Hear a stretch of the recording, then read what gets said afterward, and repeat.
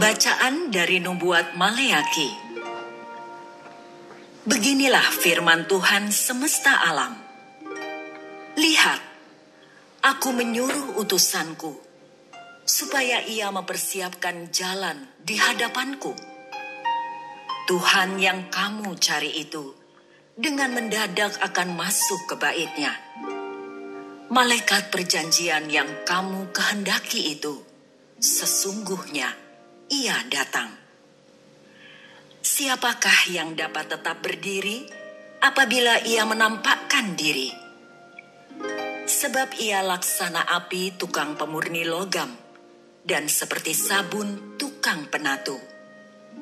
Ia akan duduk seperti orang yang memurnikan perak, dan ia mentahirkan orang Lewi, menyucikan mereka seperti emas dan seperti perak, supaya mereka menjadi orang-orang yang mempersembahkan kurban yang benar kepada Tuhan. Maka persembahan Yehuda dan Yerusalem akan menyenangkan hati Tuhan seperti pada hari-hari dahulu kala dan seperti tahun-tahun yang sudah-sudah. Demikianlah sabda Tuhan.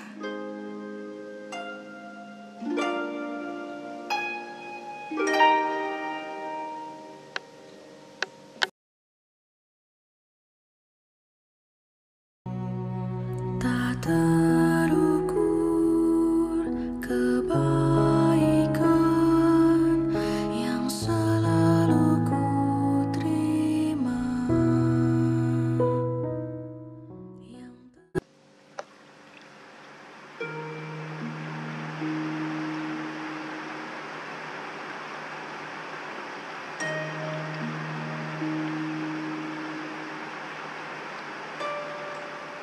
Pembacaan dari surat kepada orang Ibrani. Saudara-saudara, orang-orang yang dipercayakan Allah kepada Yesus adalah anak-anak dari darah dan daging. Maka Yesus menjadi sama dengan mereka dan mendapat bagian dalam keadaan mereka, supaya oleh kematiannya ia memusnahkan iblis yang berkuasa atas maut, dan supaya dengan jalan demikian ia membebaskan mereka yang seumur hidupnya berada dalam perhambaan oleh karena takutnya kepada maut. Sebab sesungguhnya bukan malaikat-malaikat yang ia kasihani, tetapi keturunan Abraham. Itulah sebabnya, dalam segala hal, Yesus harus disamakan dengan saudara-saudaranya, supaya ia menjadi imam agung yang menaruh belas kasihan, yang setia kepada Allah untuk mendamaikan dosa seluruh bangsa. Karena ia sendiri telah menderita karena pencobaan, maka ia dapat menolong mereka yang dicobai. Demikianlah sabda Tuhan.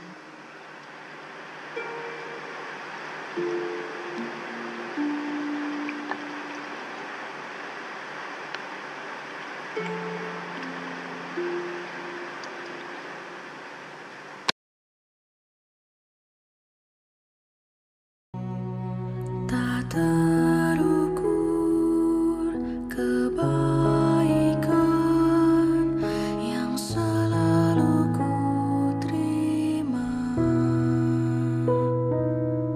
Yang terbaik, yang terindah Kau berikan bagiku.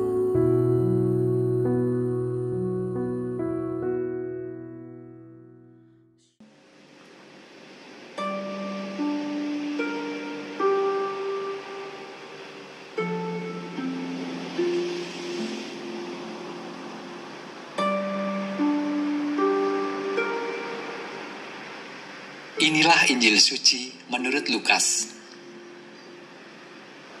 Ketika genap waktu pentahiran menurut hukum Taurat Musa, Maria dan Yosef membawa anak Yesus ke Yerusalem untuk menyerahkannya kepada Tuhan, seperti ada tertulis dalam hukum Tuhan. Semua anak laki-laki sulung harus dikuduskan bagi Allah. Juga mereka datang untuk mempersembahkan kurban menurut apa yang difirmankan dalam hukum Tuhan, yaitu sepasang burung tekukur atau 2 ekor anak burung merpati. Waktu itu adalah di Yerusalem, seorang bernama Simeon. Ia seorang yang benar dan saleh hidupnya.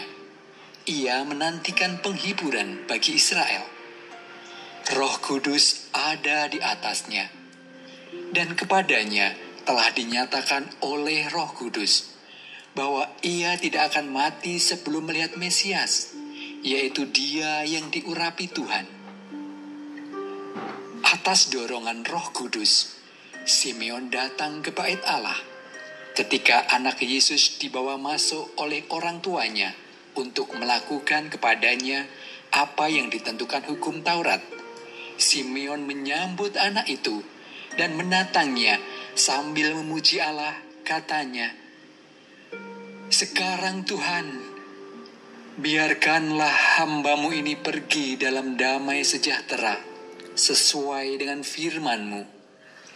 Sebab mataku telah melihat keselamatan yang daripada-Mu, yang telah Engkau sediakan di hadapan segala bangsa, yaitu terang yang menjadi penyataan bagi bangsa-bangsa lain, dan menjadi kemuliaan bagi umat-Mu Israel." Yusuf dan Maria amat heran akan segala sesuatu yang dikatakan tentang anak Yesus. Lalu Simeon memberkati mereka dan berkata kepada Maria, ibu anak itu, "Sesungguhnya anak ini ditentukan untuk menjatuhkan atau membangkitkan banyak orang di Israel, dan untuk menjadi suatu tanda yang menimbulkan perbantahan, dan suatu pedang akan menembus jiwamu sendiri, supaya menjadi nyata pikiran hati banyak orang." Ada juga di situ seorang nabi perempuan, anak Fanuel dari suku Asyer, namanya Hana. Ia sudah sangat lanjut umurnya. Sesudah menikah, ia hidup 7 tahun bersama suaminya, dan sekarang ia sudah janda, berumur 84 tahun. Ia tidak pernah meninggalkan bait Allah, dan siang malam beribadah dengan berpuasa dan berdoa. Pada saat anak Yesus dipersembahkan di bait Allah, Hana pun datang ke bait Allah dan bersyukur kepada Allah, serta berbicara tentang anak Yesus kepada semua orang yang menantikan kelepasan untuk Yerusalem. Setelah menyelesaikan semua yang harus dilakukan menurut hukum Tuhan, kembalilah Maria dan Yusuf serta anak Yesus ke kota kediamannya, yaitu kota Nazaret di Galilea. Anak itu bertambah besar dan menjadi kuat, penuh hikmat, dan kasih karunia Allah ada padanya. Demikianlah sabda Tuhan.